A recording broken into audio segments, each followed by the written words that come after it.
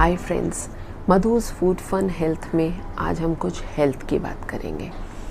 Thyroid एक ऐसी problem हो चुकी है आज की डेट में जो यंगस्टर्स में तो सबसे ज़्यादा मुझको देखने को मिल रही है। जब भी थायराइड से रिलेटेड कोई प्रॉब्लम होती है किसी को तो उसका इम्यूनिटी वीक होगा, उसका एनर्जी लेवल डाउन हो जाएगा, उसका वेट सडनली या तो बहुत ज़्यादा गेन करना शुरू हो जाएगा या बहुत ज़्यादा लो हो जाएगा।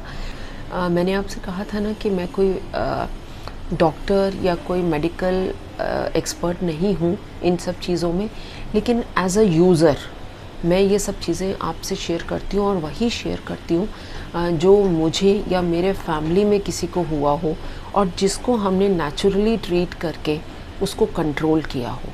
मेरी फैमिली में दो लोग ऐसे, नॉट मी, दो लोग ऐसे जिन लोगों को थायराइड की प्रॉब्लम ने स्ट्राइक किया। एक ने नेचुरल जो मैं उसको गाइड किया, उसने वो चीज़ को नहीं सुना। विद द रिज़ल्ट वो जो फैमिली मेम्बर है वो लेता है टैबलेट्स। रोज़ सुबह को थायराइड डॉक्टर जो है गोलियों पे डाल देता है और ये बिल्कुल बीपी की गोली की तरह चलते हैं या डायबिटीज़ की आपकी जो टैबलेट्स होती है ना उसकी तरह चलते हैं कि एक बार आपने शुरू कर दिया तो आपको वो ज़िंदगी भर टैबलेट्स लेनी है। मेरी फैमिली के जो दूसरे मेंबर को ये प्रॉब्लम शुरू हुई, उसने मेरी बात को सुना और उसने सिर्फ 2 सिंपल एक्सरसाइजेस को पकड़ा जो मैंने उसको बताई। अब पहले वाले की तो टैबलेट्स अभी भी जारी हैं, वेट गेन पे कोई कंट्रोल नहीं हुआ, लेकिन जो दूसरा सदस्य है क्योंकि उसने एक्सरसाइजेस रिजाइम पे अपने को डाल दिया और इन 2 एक्सरसाइजेस को पर्टिकुलरली उसने पकड़ लिया। पहले साल में जहाँ उसका थायराइड जो था, एक डॉक्टर ने तो बोल दिया था कि 1 साल और देखेंगे, अगर ये इसी तरीके से इसी पैरामीटर पे चलता रहा तो अगले साल से टैबलेट शुरू कर देंगे। अगले साल जब टेस्ट कराया तो थोड़ा सा कम आ गया था। डॉक्टर ने कहा अभी टैबलेट शुरू नहीं करेंगे, अभी रुकते हैं। तीसरे साल आते आते बिल्कुल नॉर्मल हो गया। ये मैं आपको फैक्ट बता रही हूँ, एग्जैजरेट करके नहीं बता रही हूँ। अब यहाँ पर मैं एक बात आप लोगों को बोलना चाहूँगी। आप डॉक्टर के पास जाते हैं, डॉक्टर ने आपको बोला डायबिटीज़ है, ठीक है। डायबिटीज़ की आपको उसने टैबलेट दे दिया, आपने ये टैबलेट खानी है। अब टैबलेट खाने के बाद आपको डॉक्टर ने कुछ परहेज़ भी बोली है।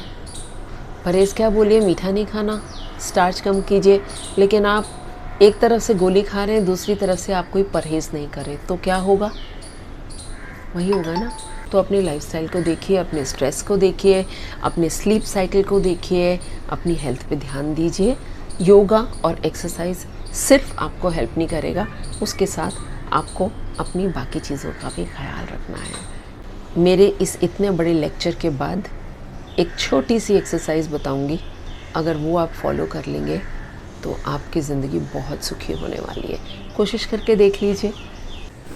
तो सबसे पहली ब्रीदिंग एक्सरसाइज है। ब्रीदिंग एक्सरसाइजेस में आप सांस को अंदर लीजिए, रोक सकते हैं तो बहुत अच्छी बात है, अगर नहीं रोक सकते तो रिलीज़ करते हुए आपको गले से साउंड प्रोड्यूस करना है। जहाँ मैंने उंगली रखी है उस जगह से जब आप साउंड प्रोड्यूस करेंगे तो यहाँ आपको वाइब्रेशन फील होगी, ऐसे जैसे कि कुछ यहाँ पर वाइब्रेट कर रहा है, फ़ोन वाइब्रेट करता है ना, उस तरीके की वाइब्रेशन फील होगी। तो बस उसको फील कीजिए और ऐसे 3-4 बार आप कर लीजिए। अगर टाइम में बोलूँ तो 5 मिनट के लिए ये एक्सरसाइज को कर लीजिए।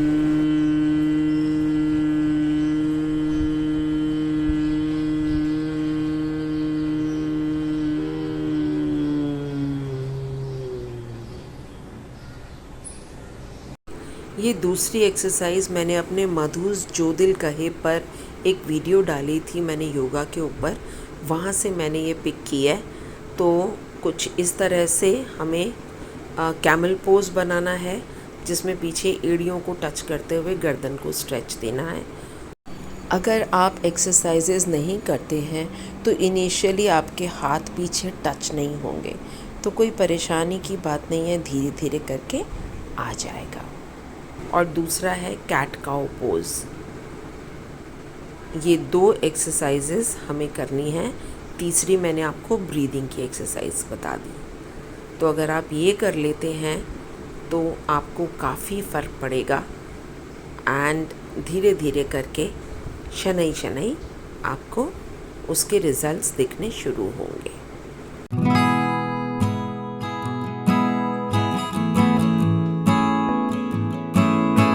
और अगर आपको फ़ायदा हो तो मेरे साथ कमेंट बॉक्स में फ़ीडबैक ज़रूर दीजिएगा। फ़ीडबैक मेरे लिए नहीं होती क्योंकि मुझे तो पता है और वो हम लोग कर रहे हैं जो हमें करना है, लेकिन फ़ीडबैक होती है उन दूसरों के लिए जो लोग हमारी वीडियोस से ज़्यादा आप लोगों की फ़ीडबैक्स पे यकीन रखते हैं।